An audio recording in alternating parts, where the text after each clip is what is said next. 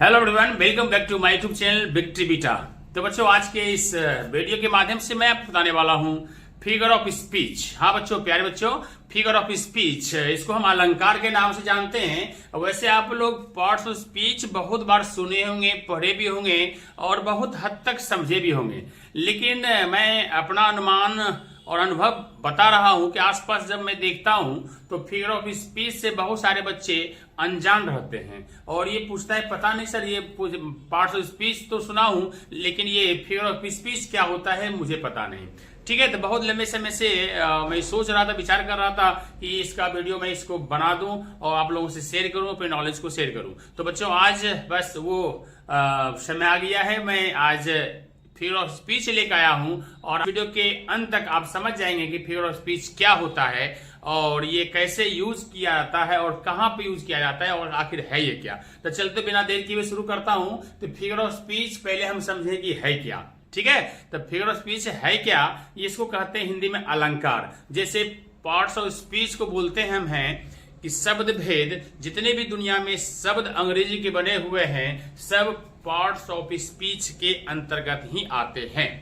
ठीक है, तो अब उसी वर्ड से मिलके सेंटेंस बना हुआ है।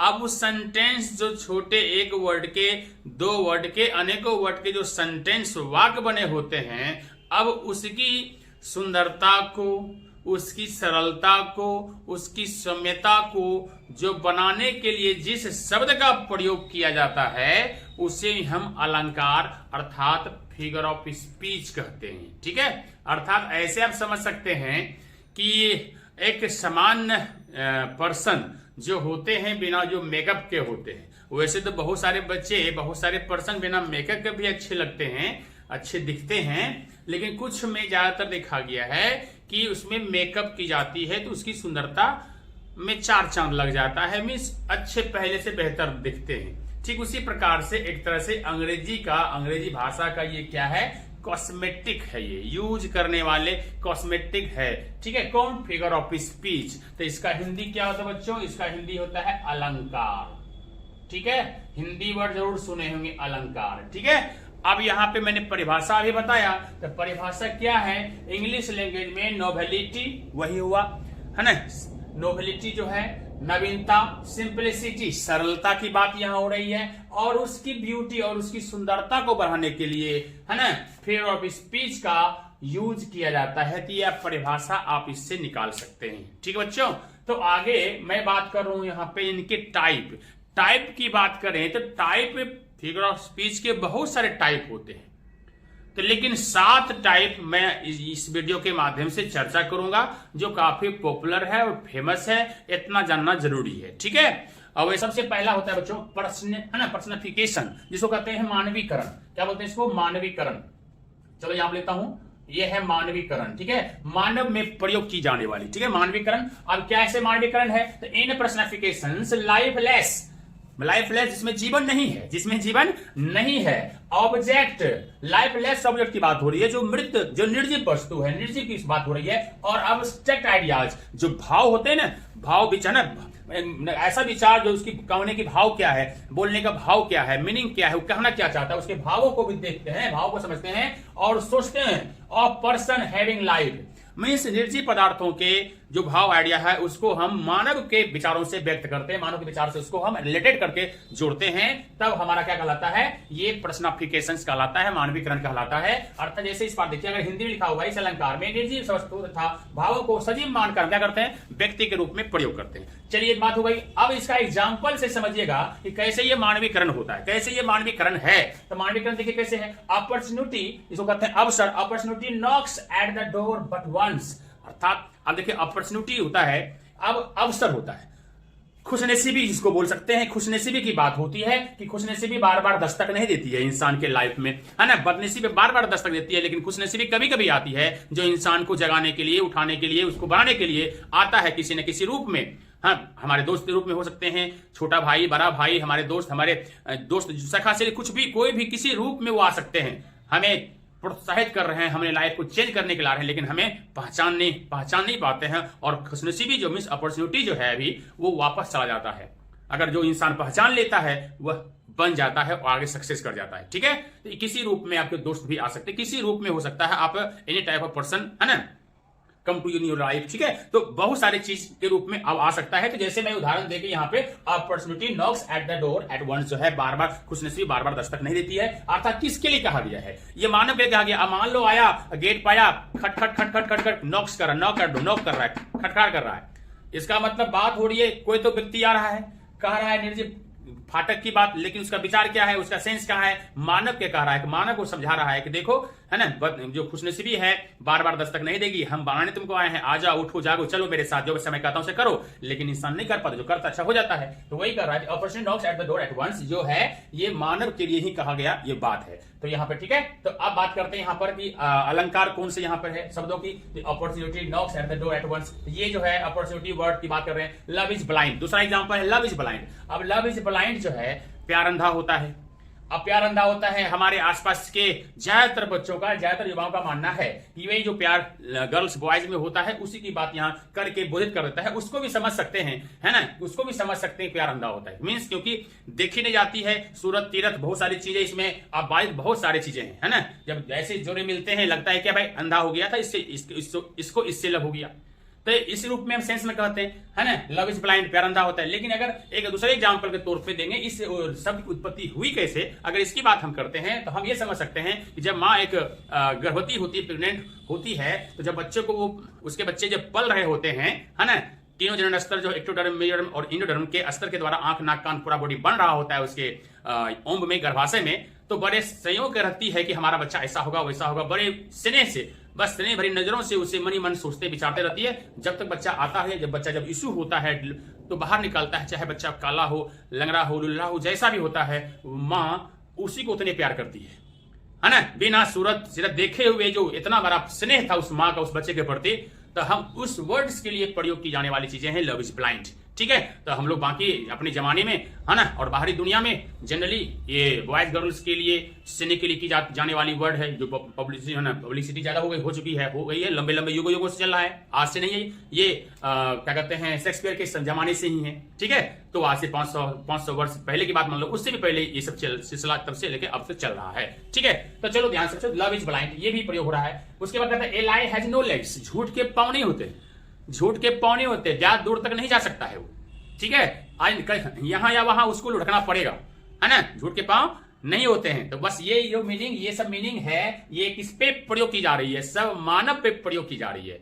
ठीक है, ये झूठ के पांव नहीं होते, किसी कुत्ते को एग्जाम्पल नहीं दी जाती है, किसी जानवर के लिए इसका प्रयोग नहीं की जाने वाली होती है, किसी इंसानों को ही एग्जाम्पल के रूप में समझाने के लिए दी जाती है, अर्थात मानवीकरण, यही बात कर रहा हूं कि मानवीकरण है ये। ठीक है, चलो बच्चों, तो एक तो उम्मीद करता हूं पहली बात है समझ गए होंगे पर्सनिफिकेशंस की। और दूसरी बात करते हैं एपिस्ट्रॉफी, जो कहते हैं संबोधन, एपिस्ट्रॉफी संबोधन। अब कुछ ऐसे क्या कहते हैं, फिगर ऑफ स्पीच की बात होगी जो संबोधन के रूप में होगा। बड़ी दिलचस्प बात है, बड़ी अच्छी चीजें इसमें मिलने वाली है। बच्चों ध्यान से देखो, पूरा शुरू से अंत तक जरूर देखना, समझना, है ना। और देखिए आगे क्या क्या मिलता है। तो an apostrophe is a direct address to the dead, to the absent और द पर्सनिफाइड ऑब्जेक्ट और आइडिया। अब ये क्या है, अलंकार से मृत व्यक्ति को, अनुपस्थित जो मृत व्यक्ति है ना, वो अब्सेंट है, मृत है, अनुपस्थित है, या मानवीकरण किए गए विचारों को सम्मिलित करता है, मतलब निर्जीव वस्तुओं को सजीव मानकर, है ना, मानव पे प्रयोग कर रहा है। मानव पे क्या कर रहा है, उसको प्रयोग कर रहा है। मृत भी है, अनुपस्थित है, यानी तो मानवीकरण किए गए विचार को क्या करता है, संबोधित करता है। अब देखिए कैसे सम्मिलित करता है, फिर इंसानों के लिए प्रयोग की जाने वाली वस्तु चीजें हैं ये। तो सबसे पहले एग्जाम्पल देखिए, कितना अच्छा एग्जाम्पल दिया हुआ है। O liberty why are you so dear, oh liberty, liberty आजादी होता है। अब आजादी तो सबको प्यारा होता होगा, आपको भी है, हमको भी है, सबको होता है, लगभग हर इंसान को आजादी जो है, फ्रीडम, स्वतंत्रता, कोई रोक टोक ना हो, सबको प्यारा होता है, सबको अच्छा लगता है ना, कोई टोके ना, कोई रोके ना, जो मर्जी चाहे जाओ, जो पहनू चाहे मर्जी, ये सब चीजें हैं, सबको अच्छा लगता है। तो मैं वही कह रहा हूं कि O liberty why are you so dear, जिसका मतलब है आजादी, आजादी को कह रहा है, जो सामने है नहीं, एब्सेंट है, कहां है पता नहीं, दिखता नहीं है, तो उसको लेकिन भाव है क्या कि हे आजादी, हे फ्रीडम, हे स्वतंत्रता, तुम इतने प्रिय क्यों हो, तुम इतने अच्छे क्यों लगते हो। ठीक है, तो ये जो है, ये O liberty why are you so dear, ये भी प्रयोग संबोधन किया जा रहा है। बस निर्जीव वस्तुओं को, मृत वस्तुओं को है नहीं, उसको बस कहा जा रहा है। और दूसरी बात यहाँ कहता है ओ डेथ कम सून, अगर किसी पर्सन को जीवन से अब जीना नहीं चाहता है, उसको आसपास की लाइफ से हेट हो गया, परिवार से हेट हो गया, नफरत हो गई है ना, अब उसको तरह तरह की बातें कह के उसको ताना मारा जा रहा है, तो वह व्यक्ति चाहता है कि इस दुनिया से हमें भगवान उठा लो, हमें लेके यहाँ चलो, है ना। तो वही इसलिए उस वक्त ये डायलॉग मारी जाती है कि हमारे ओ डेथ, हे मृत्यु, हे यमदूत, हे यमदूत जो भी मान सकते हो, ये क्या कहते हैं, यमराज, ठीक है। हाँ, ओ डेथ कम सून, हे मृत्यु जल्दी आओ, कम सून जल्दी आओ, मीन्स हमें उठा के ले जाओ, यहाँ बहुत हो गया, अब मुझे नहीं रहना यहाँ पर, ठीक है, इस धरती पे, ठीक है। चलो आगे बढ़ता बच्चा। तो ये तो हो गया आपका दो पर्सनिफिकेशन और एपॉस्ट्रोफी की बात। ये तो आपने क्या देखा, फिगर ऑफ स्पीच को देखा। अब देखिए तीसरा क्या है, सिमिली। सिमिली जिसको बोलते हैं उपमा, सिमिली मीन्स उपमा। अब ये क्या है देखिएगा, इसमें से क्या होता है कि दो वस्तुओं की चर्चा होती है, दो अलग अलग वस्तुओं की चर्चा होती है, जिसमें कम से कम एक गुण जो है वो सिमिलरिटीज होती है, मीन्स समान होती है। दो वस्तुओं की चर्चा होगी, दो अलग अलग डिफरेंट वस्तुओं की चर्चा होगी, लेकिन उसमें से एक जो कम से कम एक गुण जो है क्वालिटी समान होगा दोनों में, बस उसको ही कहते हैं सिमिली। और उसमें एक चीज होता है कि एज, लाइक और सो, एज, लाइक और सो, ये तीन वर्ड का प्रयोग जरूर होता है, ठीक है, तीन वर्ड जरूर प्रयोग होता है, याद रखिएगा। जैसे देखते हैं एग्जांपल में यही बात क्या है, ये comparison between two object of different kinds which have at least one point is common, जो मैंने बता दिया, दो विभिन्न वस्तुओं की चर्चा होगी, कम से कम एक वस्तु उसमें क्या होगा, कॉमन होगा, और एज, लाइक, सो का प्रयोग होता है, ठीक है। अब एग्जांपल में my heart is like A singing bird, my heart like A singing bird, मेरा हृदय गाती हुई चिड़िया के समान है। अब इसका मतलब है कि दो चीज वस्तु, एक हमारा हार्ट है, एक चिड़िया है, दोनों अलग अलग वस्तु है, दो अलग अलग चीजें हैं, लेकिन समान चीज क्या है, दोनों में साउंड है, हार्ट बीट करता है, धक धक लब डब लब डब लब डब साउंड करता है, चिड़िया चें चें करती है, वो भी साउंड निकालती है, ये भी साउंड इसमें निकला हुआ है, ठीक है। तो दो अलग अलग वस्तु है, और यहाँ पे देखिए लाइक लगा हुआ है ना, लाइक लगा हुआ है ना, कहता है लाइक और so are used in simile. Simile में हमेशा तीन चीजें होती है, हमेशा प्रयोग की जाती है, एज, लाइक, सो। और ये बात जानकारी मैं बता दूं, ये सिमिली मेटाफोर का प्रयोग 50 के अंग्रेजी में आज से लगभग 4 साल 5 साल पहले पूछी जाती थी, 4 से नहीं कर सकते हो, हमें लगता है 19 तक पूछा गया है, और उसके बाद 50 की अंग्रेजी खत्म हो चुकी है, ठीक है। उसमें से 3 नंबर जरूर आता था कि point out the simile and metaphor, means simile metaphor को आपको पहचानना था, बस पहचान लीजिए तो 3 नंबर, ठीक है, बड़ा आसान था, बस 20 सेकंड में आप समझ सकते हो। एज, लाइक, सो देखो तो उसको मेटा सिमिली बोल दो, और नहीं है तो मेटाफोर बोल दो, ठीक है, जो आगे आने वाला है मेटाफोर, ठीक है।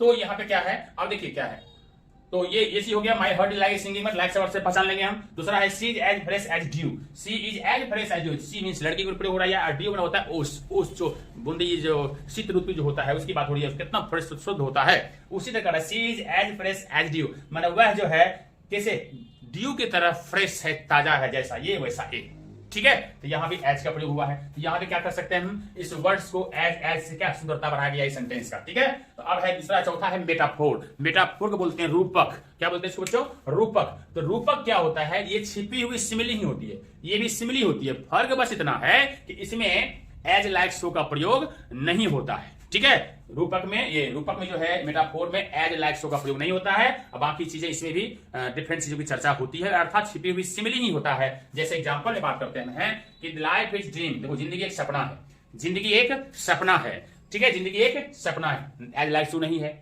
The camel is the ship of desert, ऊंट रेगिस्तान का जहाज कहलाता है। Kalidas is the Shakespeare of India, Kalidas को इंडिया का शेक्सपियर माना जाता है। तो ये जो ऐसे ऐसे वर्ड्स हैं, ये सब आपको मेटाफोर के अंतर्गत आता है, इसमें एज, लाइक, सो का प्रयोग नहीं हुआ है। तो ये बच्चे और है 3, तो सबसे पहले इसको नोट डाउन करें, है ना, या स्क्रीनशॉट लें, उसके बाद मैं आपको नेक्स्ट इसके आगे बताता हूं, ठीक है।